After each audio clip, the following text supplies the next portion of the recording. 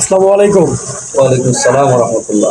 হুজুর, যারা ইচ্ছাকৃতভাবে রোজা রাখলো না আর যারা কঠোর পরিশ্রমের কারণে রোজা রাখলো না, তাদের পরিণতি কি আসলে?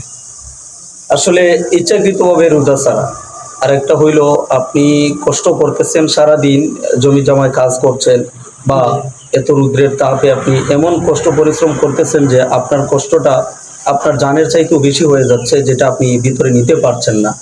তখন আপনার প্রাণ নাশ হওয়ার আশঙ্কা থাকলে আপনি রোজা ছাড়তে পারেন। পরবর্তীতে এটার কাজা আছে, কাফারা আছে, সেটা আদায় করে দিবেন।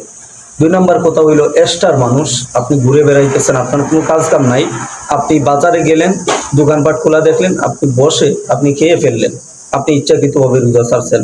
আর ইচ্ছাকৃতভাবে যিনি রোজা ছাড়ে, তিনার শাস্তিটা হবে, একটা মানুষ তার হাড্ডি গুস্ত যেগুলো এই রোজার দিনে পানাহার করেছে, এগুলি সব শুকিয়ে কঙ্কাল হয়ে যাবে।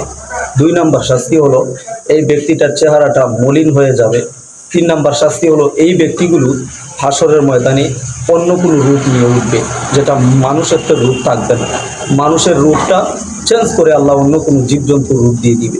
এরপরে যিনি ইচ্ছাকৃতভাবে রোজা ছাড়ছে, পানাহার করছে, তা মলমূত্র হয়ে তার জবানের ভিতরে ঢুকবে, আল্লাহ তা ভিতরে ঢুকিয়ে দিবে। এগুলি যারা দিনের বেলা ইচ্ছাকৃতভাবে পানাহার করেছে, এগুলি মলমূত্র হয়ে আল্লাহ তাআলা হাসরের ময়দানে তার ভিতরে ঢুকিয়ে দিবেন। এই হলো ইচ্ছাকৃতভাবে রোজা ছাড়ার পরিণতি। আর আরেকটা হইল, পারিশ্রমিক লোক যারা সারাটা দিন পরিশ্রম করে কষ্ট করে, তাদের রোজা ছাড়া তাদের জন্য হালাক করে দেওয়া হয়েছে। যদি কষ্ট পরিশ্রম হয়, জানের ঊর্ধ্বে বেশি চলে যায়, তাহলে সেটা সে ছাড়তে পারে, পরবর্তীতে কাজা কাফারা আদায় করতে হবে। একটা রোজা পরিবর্তে কয়টা রোজা রাখতে হবে? 60টা রোজা রাখতে হবে। একটা রোজার পরিবর্তে একটা 60টা? রোজার পরিবর্তে 60টা রাখতে হবে। এই 60টার ভিতরে যদি একটা ছেড়ে দেয়, আবার 60টা রাখতে হবে। ওরে বাবা! এটাই হলো হাদিসের ফয়সালা। ফরজ রোজা যেমনিভাবে নামাজ ফরজ, তেমনিভাবে সেই রোজাটাও ফরজ করা হয়েছে।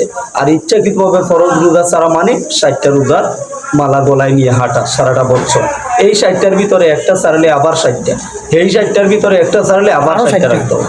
এই হলো রোজার পরিণতি। ইচ্ছাকৃতভাবে যেন আমরা কেউ রোজা না ছাড়ি। আল্লাহ পাক সকলকে হিফাজত করুক। আমিন। ধন্যবাদ হুজুর আপনাকে। ধন্যবাদ।